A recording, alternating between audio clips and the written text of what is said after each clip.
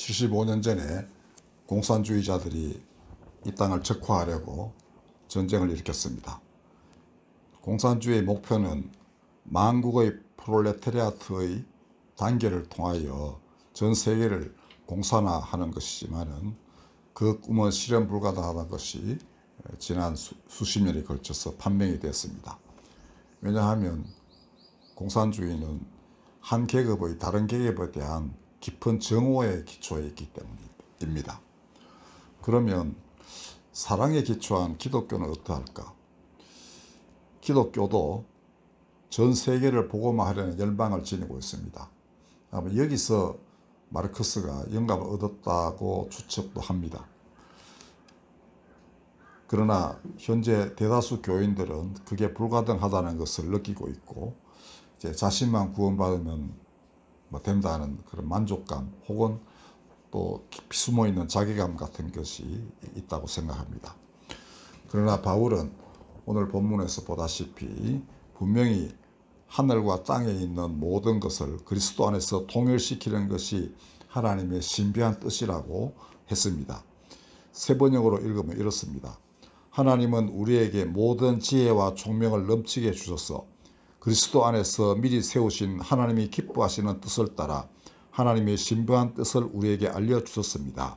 하나님의 계획은 때가 차면 하늘과 땅에 있는 모든 것을 그리스도 안에서 그분을 머리로 하여 통일시키는 것입니다. 바울은 로마 시민이었습니다. 그리고 또 바리새인으로서 헬라 문명과 히브리 문명 둘 다에 정통한 사람이었습니다.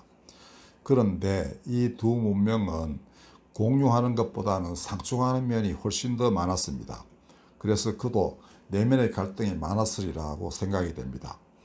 하나는 황금과 권력과 지식을 추구하고 다른 하나는 금금절제와 율법 준수, 즉 하나님 말씀을 준수하는 것을 추구하는 문명이기 때문입니다.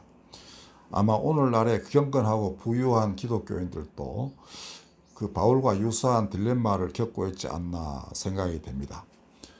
그런데 바울은 다메섹 도상에서 예수님을 만나고 나서는 마침내 십자가에서 두 문명이 나아갈 길을 찾았습니다.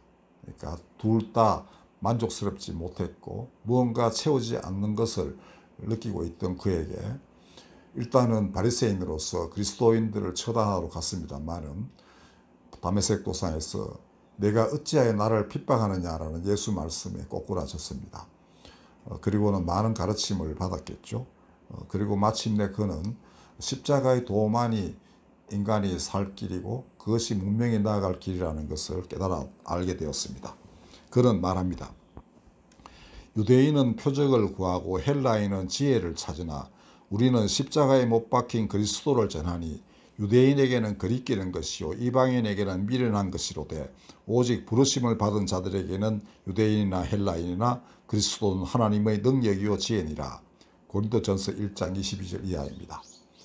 즉 유대인들은 하나님을 믿는 사람은 고난을 당하지 않는다고 생각했습니다. 그 고난은 죄의 대가라고 생각했기 때문이고요. 또 지식을 추구하는 헬라인들에게는 정의감이 대단히 중요했는데 그 공평해야 됩니다. 근데 이런 대속이라는 거 참 이해하기 어려운 그런 것이었습니다. 남을 위해서 목숨을 바친다는 게 상상이 잘 안 되는 그러한 문명이었어요. 그렇다면 바울이 말한 십자가에 못 박힌 그리스도는 무엇을 해내셨습니까? 회개와 죄사함을 통해서 사람들을 진리 안에서 자유롭게 하는 것이 그의 능력이요 힘이요 지혜였습니다. 이것이 바로 그가 예수께서 전하신 하나님 나라의 복음이고 바울이 이 땅에 펼치려고 했던 복음입니다. 오늘날 참 선악을 분별하기 힘든 지경에 이르렀습니다. 혼란이 극에 달하고 있습니다. 그러나 분명한 것은 옛날 로마처럼 황금과 권력을 추구하는 세력은 로마가 망했듯이 결국 무너지고 말 것이라는 것입니다.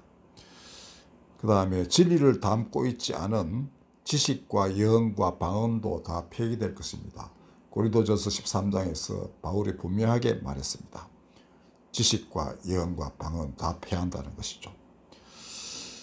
공산주의는 부르주아 계급에 대한 프롤레타리아트의 정오에 기초한 것이기 때문에 이거는 오래 가지 못하게 되어 있습니다. 왜냐하면 모든 존재는 사랑으로 얽혀져 있는데 그것을 거역하는 그러한 이념이기 때문입니다.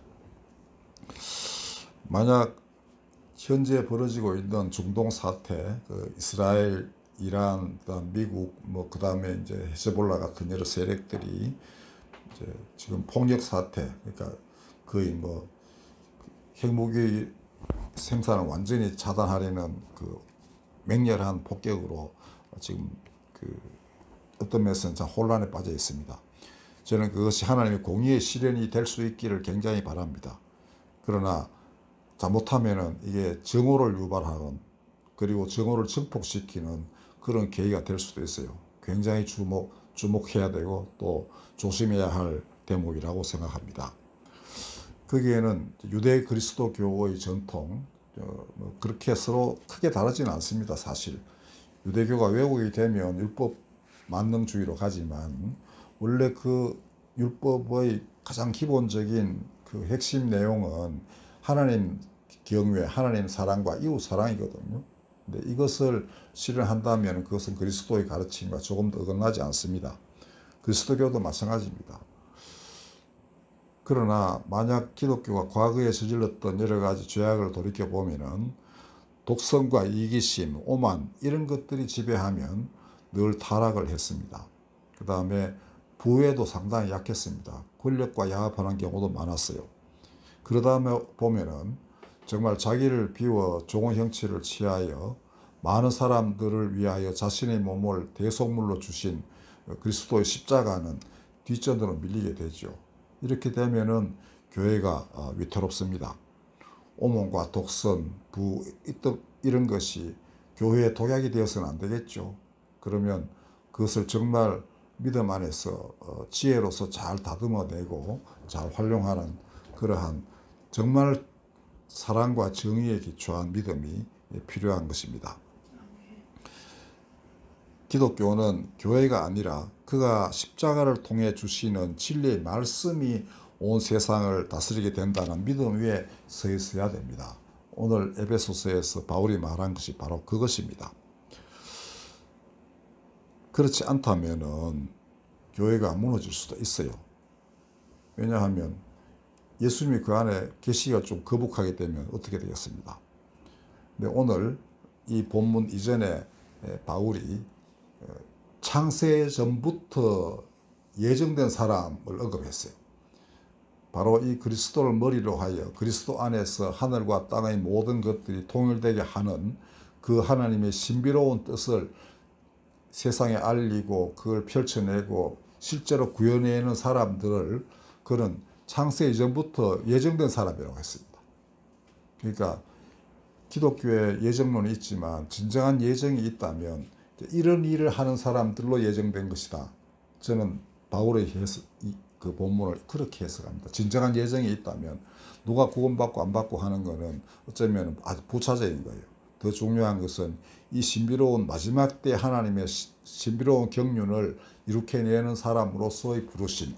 그게 이제 어떻게 보면 하도 그 임무가 막중하고 그건 사람으로서는 상상할 수 없는 그런 하늘로부터 내려오는 임무이기 때문에 그거는 태초부터 예정되었다라고 고백할 수밖에 없을 것입니다. 오늘 여러분들은 그런 자리에 부르심을 입었습니다. 내가 너무 작다, 내가 뭘 하겠냐 이렇게 생각하지 마십시오.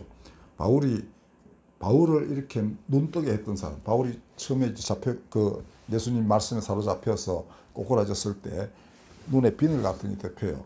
근데 사흘간 그렇게 세상 걸 보지 못하게 됐습니다. 지금까지 그가 보아왔던 로마의 문명, 그다음에 히브리의 모든 전통, 이것이 한꺼번에 내려앉는 것이었습니다. 유대의 전통에 따르면 예수님은 죽어서 마땅한 사람이어서 그 제자들을 핍박하러 이제 잡아서 족치려고 갔는데 그게 다 무너져 내린 것이죠. 사람 눈이 갑자기 비늘이 덮인다는 게 상상이 안 되는 거 아닙니까? 그 직전에 그는 대낮보다 더 밝은 빛 가운데 쌓여버리고 말았습니다.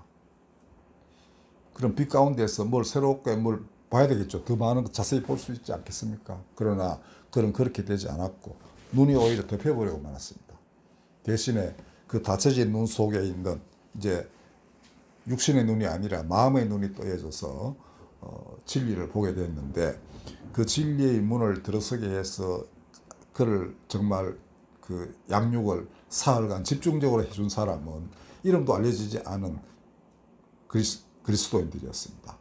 그리고 그가 많은 사역지에서 그리스도의 그 충실한 일꾼들을 참 길러낼 때에도 뭐 대다수의 사람들은 이름 잘 몰라요. 예? 그들은 때때로 순교를 당해서 사라지기도 하고 했지만은 그 순교자의 피가 교회의 그 모태가 되었습니다. 그 터툴리아네우스라는 사람은 그 교회는 순교자의 피를 먹고 자랐다, 뭐 이렇게 표현도 했는데요. 그것은 십자가의 도를 충실히 실현한 사람들이 있었기 때문에 교회가 번창하였다라는 것입니다. 교회는 이 반석 위에 서 있는 거예요. 그러니까 다른 쪽으로 가게 되면 그 반석에서 떠나는 거니까 잘못하면 모래 위에 세운 집이 되고 맙니다. 오늘 우리 75년 전에 전쟁 생각하면서 용케도 하나님이 이 땅을 지키셨구나라는 생각을 하게 됐습니다. 그리고 알게 모르게 그게 이제 자유를 지키기 위해서 오직 그러니까 뭐 들어보지도 못한 나라에 온 병사들이 대단히 많았습니다. 우리나라가 해방된 지 5년 만에 전쟁이 일어났고 국가가 선포된 거는 48년이에요. 그러니까 2년도 채 안 돼서 전쟁이 일어났으니 세계의 사람들이 알 수 있겠습니까?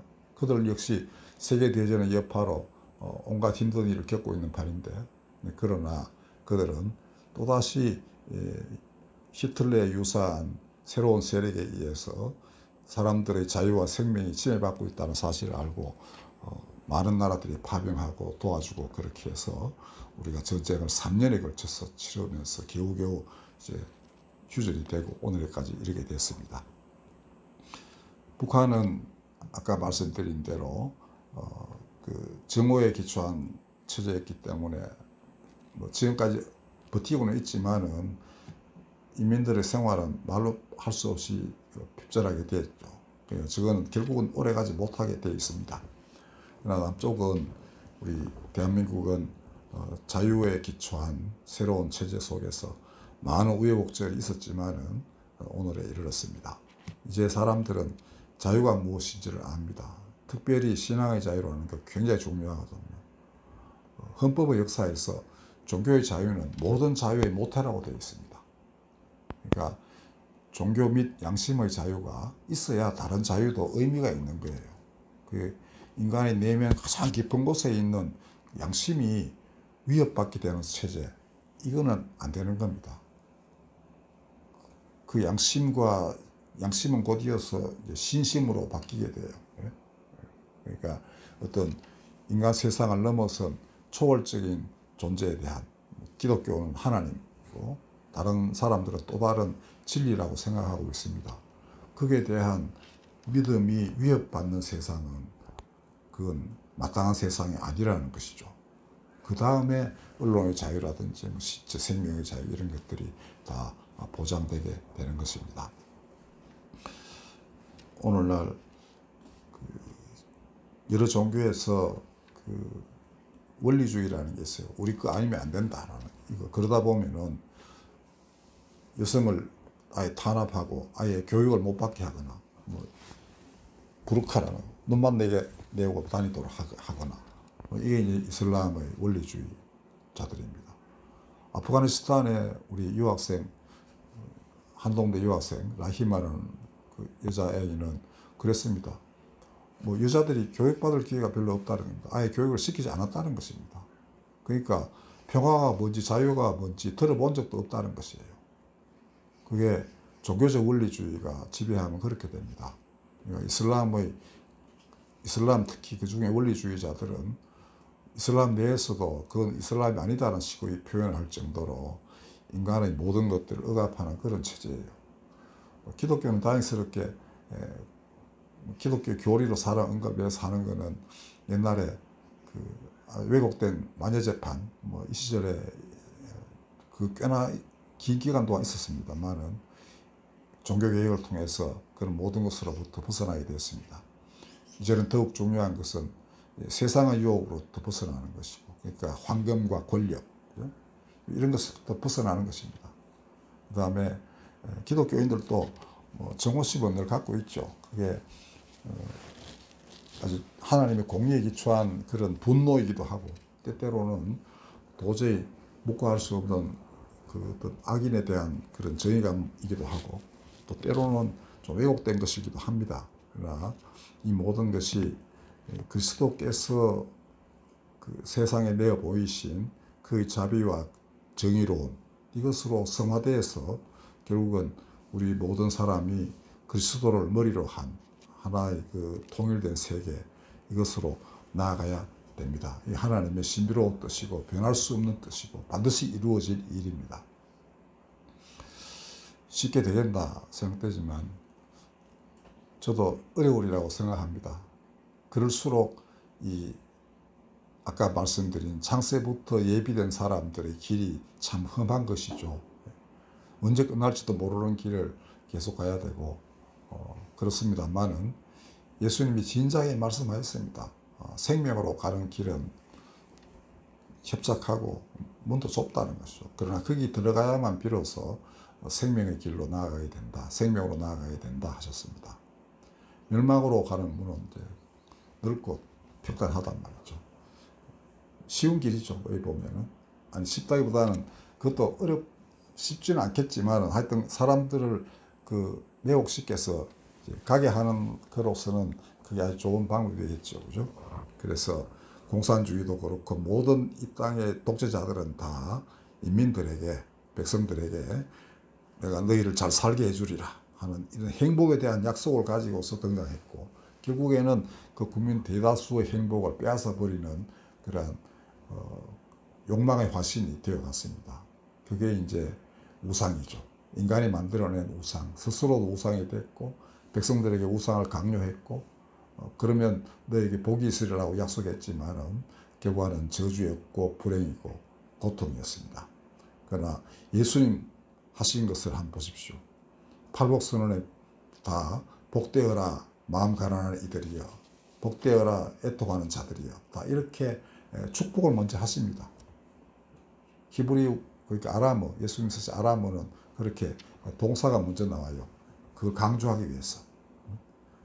그러니까 복되다 너희 마음이 가난한 이여, 천국이 그들의 것이다, 이렇게 하셨습니다. 그 모든 것들은 누구나 다 승복할 만한 참 진리입니다.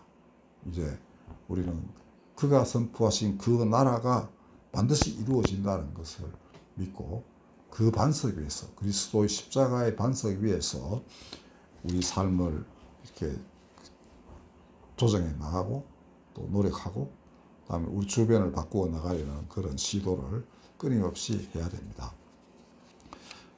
일상생활은 조금 더 변함이 없을 수도 있어요. 그러나 내면 세계에서의 기도라는 것은 많은 세계, 시간과 공간을 넘나들면서 수많은 사람들을 하나님께로 가게 하는 그러한 빛이 되어 있습니다. 기도가 원래 그래요. 그러니까 이웃을 위한 기도가 어찌 하나님께 상달이 되지 않겠습니까? 그러니까 뭐 역사를 공부하다가 혹은 이웃을 보다가 혹은 뭐 우리가 여러 가지 매체를 통해서 이웃의 불행들을 많이 경험하게 되죠. 그러면 수시로 마음속에서 우러나는 기도를 바치는 삶, 이것이 적어도 오늘날의 기독교인들이 기본적으로 해야 할 그러한 삶의 자세입니다. 더 큰 일을 맡은 사람도 있겠죠. 큰 걱정을 해야 되겠죠. 그럴 때는. 그리고 생활의 염려는 항상 따라다닙니다. 인간, 육신을 가진 인간으로서 어쩔 수 없겠습니까?